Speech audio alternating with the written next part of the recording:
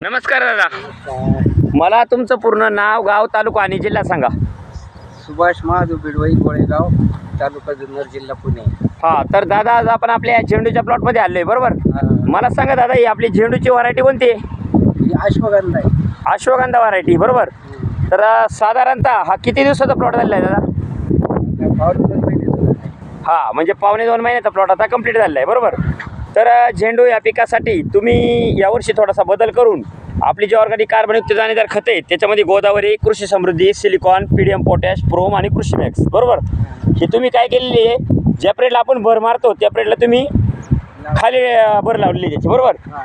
आणि आपले जे ऑर्गॅनिक प्रोडक्ट आहे त्याच्यामध्ये बो पॉवर प्लस झालं, कार्बो पॉवर झालं, हे तुम्ही खाली ड्रिपनी सोडलेलं आहे आणि कडूचा वरून स्प्रे काढलेला आहे. तर मला सांगा, ज्या पिरियडला तुम्ही आपली जी ऑर्गॅनिक कार्बनयुक्त दाणेदार खतं खाली भरली आणि ड्रिपनी बो पॉवर प्लस कार्बो पॉवर सोडल्याच्या नंतर तुम्हाला याचे काय काय रिझल्ट जाणवले दादा? नाही, गोंडा एवढ्याला चांगला जाणवला खत सोडल्यामुळं. हा, म्हणजे खतं भरल्यानंतर आणि ड्रिपने औषध सोडल्याच्या नंतर. हा, म्हणजे काय काय रिझल्ट जाणवले प्रत्यक्षात तुम्हाला त्याच्यामध्ये? म्हणजे चांगली कळी बिळी, हे फुलं चांगलं मोठं दिसतंय. हा, फुटवे भरपूर आले. हा, चांगली. आता जर प्रत्यक्षात पाहिलं ना तर हा आहे ना जवळजवळ आता किती दिवसाचा प्लॉट आहे म्हणले तुम्ही? पावणे 2 महिने. पावणे 2 महिन्याचा प्लॉट आहे. आणि महत्त्वाचं काय आहे, काही हा आहे ना विदाऊट मल्चिंग प्लॉट आहे, बिना मल्चिंगचा आहे, बरोबर? मल्चिंग नाही आहे आणि बिना मल्चिंगचा प्लॉट असून देखील आहे ना एकदम वेल कंडिशनमध्ये प्लॉट आहे. कोणत्याही प्रकारचं आहे ना प्लॉटवर आहे ना किडीचा किंवा रोगाचा अटॅक दिसत नाही, कारण कडूचा स्प्रे काढला त्याच्यानंतर तुम्हाला कडूचा किती दिवसात रिझल्ट जाणवलं?